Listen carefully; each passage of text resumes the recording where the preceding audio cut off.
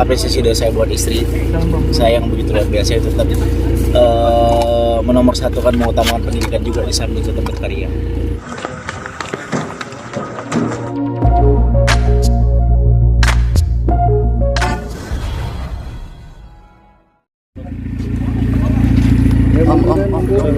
Iya. Putra, semua balik ya. Kok balik ya kok? Alhamdulillah, sedikit yang alhamdulillah congrats buat Lesti yang Lesti udah sendiri. Sudah gimana sih? Gimana tanggapannya? Sono.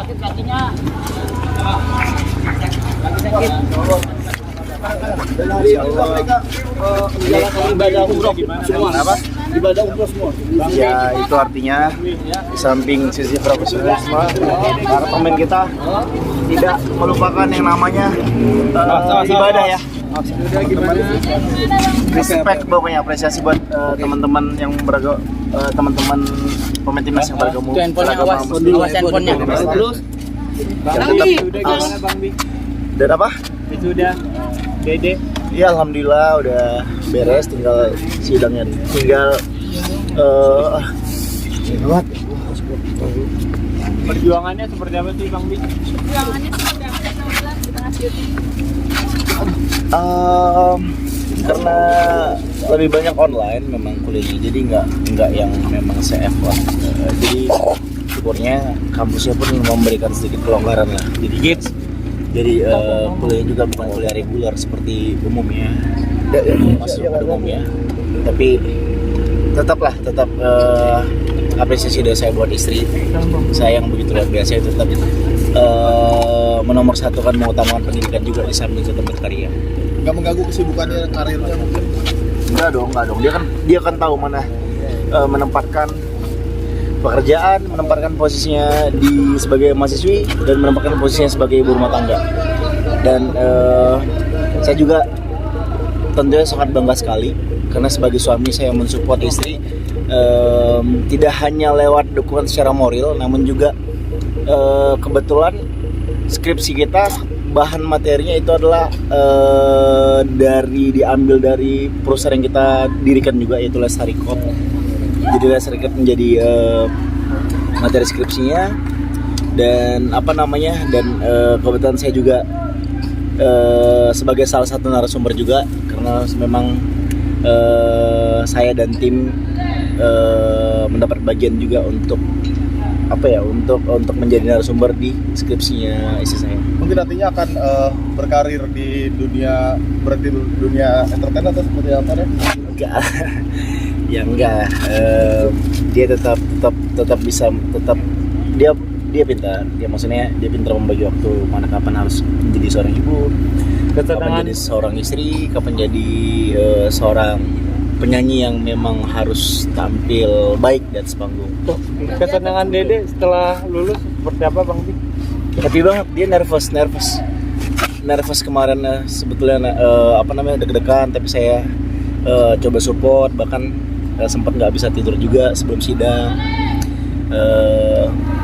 Saya juga sempat ngetes dia, kita sempat kayak ngegoda-godain biasa lah, suami istri kan. Kadang-kadang saya ceng-cengin kayak, kamu kan 4 tahun udah belajar, tahu nggak definisi komunikasi? Kamu kan jurusan komunikasi. Reaksinya gimana? Reaksinya bingung.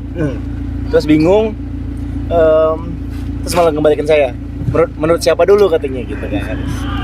Karena saya ngetes dia gitu. Dan ternyata begitu kelar sidang, setelah saya selamatin dia bilang, "Kak, ternyata pertanyaan kakak tadi malam itu ditanyain sama dosen aku tadi pas sidang," katanya. Penguji ya? Iya, dosen pengujinya langsung nanyain, apa definisi komunikasi menurut kamu, dan ketika kamu menyanyi apakah itu suatu komunikasi gitu. Makasih Kak ya, ngetes aku tadi malam, akhirnya jadi mikir, keinget lagi gitu, nge-recall lagi gitu lah. Ada rencana mau lanjut S2 mungkin Dede? Belum tahu, saya sih tergantung dia aja. Tapi mentalnya saat sidang terus lagi hamil juga terganggu nggak? Enggak sih, enggak. Syukurnya dia punya dosen pembimbing yang memang benar-benar ngayom ya, benar-benar sesantai itu yang membuat dia jadi relax. Bahkan di awal untuk melepaskan ketegangan, untuk supaya Lesti tetap tidak nervous. Akhirnya dosennya malah nyuruh nyanyi gitu. Malah nyuruh nyanyi. Jadi setelah itu Lesti sudah mulai lepas dan akhirnya bisa mempresentasikan hasil materi materi skripsi dengan baik. Sebagai suami ngasih kado apa mungkin? Karena Sebagai suami ngasih kado apa untuk istri? nggak selalu apa-apa dipalus dong. Nggak selalu Udah apa-apa. disiapin Pak. Apa? Udah ada. Nggak selalu apa-apa dipalus. Oke, sejauh ini mungkin sebagai suami mungkin ada rencana pengen ngasih surprise apa, ngajak liburan kah nanti kadonya? Saat ini kita belum tahu karena pertama ini bulan 9 ini udah sebulan mendekati konser Lesti, konser istri saya. Istri saya masih persiapan karena ini dia benar-benar dedicated banget. Ini konser pertama dia, jadi mudah-mudahan banyak yang nonton ya teman-teman, karena memang ini adalah suatu pencapaian achievement bagi penyanyi dan Lesti benar-benar totalitas banget buat di sini. Jadi selama sebulan penuh ini dia menyisihkan waktunya, energinya, pikirannya, staminanya, semuanya dia curahkan untuk di konser ini. Dan begitu juga dengan saya. Kebetulan kita untuk Lestari sendiri, dalam hal ini saya yang mengerjakan. Kita dapat bagian, kebetulan terima kasih Trinity sudah diajak untuk bisa sedikit membantu lah ya, sedikit membantu berkontribusi. Saya mengurusin merchandise, jualan juga untuk sponsor dan sebagainya gitu lah. Berarti Abang El bakalan dilibatkan juga karena kan kemarin di konser tuh sudah latihan nyanyi ya? Belum tahu ini Mungkin ada ide ke situ nantinya surprise. Enggak, pokoknya ini konser yang menarik tentunya. Apakah melibatkan Abang El? Sepertinya kayaknya belum tahu, saya nggak bisa jawab sekarang. Dia sempat bikin jus nih buat bundanya sama Bang El, gimana ceritanya? Ya itu kan bagian dari kemarin kita sempat bikin konten, bagian dari salah satu konten kita yang memang kita lagi ngulik tuh bundanya lagi pengen apa. Kadang-kadang bundanya suka ngidam dadakan gitu kan, dan kebetulan kemarin itu pengennya jus dibikinin anak sama bapak, dan akhirnya kita duo bilar. Setelah kemarin duo bilar duet nyanyi lagu Terlalu Cinta, sekarang kita duet buat jus. Meskipun anak saya nggak ada kontribusi ya. Saya tuh pertama kali bikin jus loh. Dan saya nggak pernah sebelumnya bikin jus. Pertama kali seumur hidup saya bikin jus untuk istri saya. Effort dong. Tanggapan Dede gimana? Tanggapannya dia nggak percaya kalau itu bikinan saya. Oh iya. Karena kata dia manisnya itu pas banget katanya, itu kayak buatan mbak di rumah katanya. Manisnya pas. Saya bilang enggak, ini kakak yang bikin sama abang gitu. Terus pas dilihat tayangannya, saya malah diomelin katanya. Kakak, ini nggak higienis kok kakak? Nggak, ini kakak kok langsung pakai tangan nggak? Mana nggak cuci tangan dulu lagi ya katanya gitu. Bang Bilar ini sudahnya sendiri. Abang El yang ngefans sama si Pak Haju. Apa? Abang El ngefans Mana sama si Pak Haju. Wisuda Lesti sudah ada itu. Apa? Wisudanya mungkin ada jadwalnya, sudah tahu kapan. Biasa akhir tahun kayaknya. Saya belum tahu. Nah, Bang El ngefans sama si Si Pak Haju, nah gimana tanggapannya? Reaksinya sebagai papanya.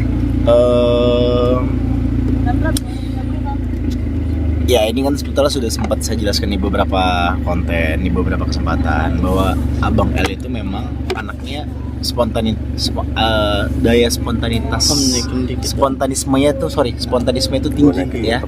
Jadi di beberapa kesempatan kadang-kadang kayak misalkan dia denger satu lagu itu bisa nempel. Nah, kemudian ada satu momen di mana waktu itu Abang L lagi mendengarkan percakapan bundanya sama si Faju lewat video call. Nah, di situ dia mulai nyeplos cipa gitu. Terus Isa dia pernah satu momen tiba-tiba kita nggak tahu dia belajar dari mana, dia bilang pacar abang Cipa gitu, pacar abang Cipa. Dari situlah timbul jokes kita, pacar abang siapa Cipa gitu. Dan sampai sekarang berlanjut ketika Cipanya udah punya pacar lagi. Udah pernah ketemu belum sama Cipanya abangnya? Udah pernah sempat juga di beberapa konten. ngelihat mereka sempat waktu itu mereka ketemu di Arisan kalau nggak salah ya. Gitu. Buat timnas support dulu. Ya pokoknya buat timnas ini langkah pertama kita untuk berlaga di round 3. Mudah-mudahan tentunya besar harapan kami, ratusan juta masyarakat berharap kepada 23 pemuda yang berlaga di Arab Saudi nanti.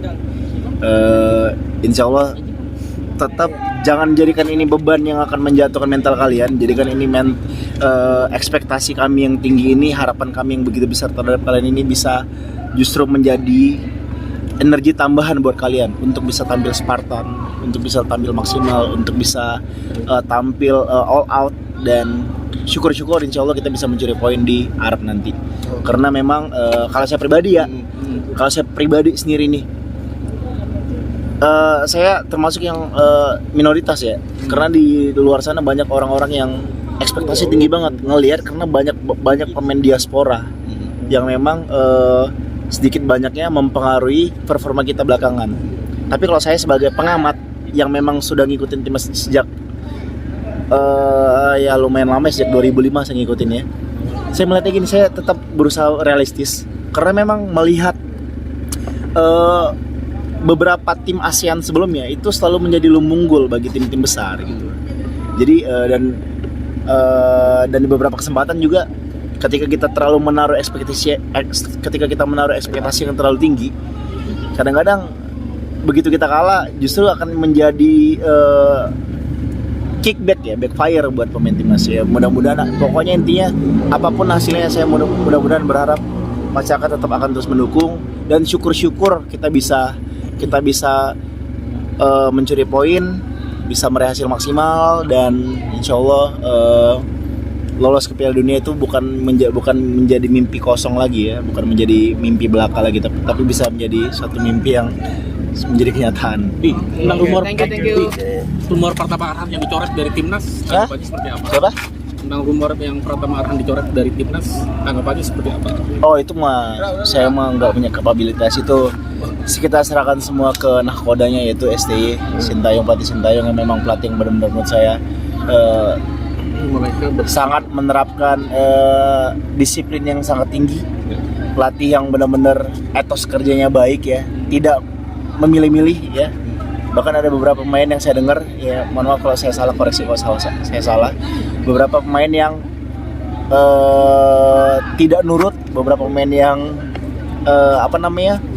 beberapa pemain yang tidak sesuai dengan visi misi dia, itu pasti akan dicoret dan di blacklist gitu. Dan ya tapi apapun itu, siapapun pilihan nanti yang akan dipanggil oleh pelatih STY, kita percayakan kepada beliau karena beliau adalah nakoda timnas, beliau yang menghandle yang akan memimpin perjalanan timnas untuk berlaga di kualifikasi round 3 gitu. Menjalankan ibadah umroh gimana? Apa? Mereka timnas menjalankan ibadah umroh setelah pertandingan. Tadi udah dibahas tadi. Belum dapat. Oke. Kirim aja ntar.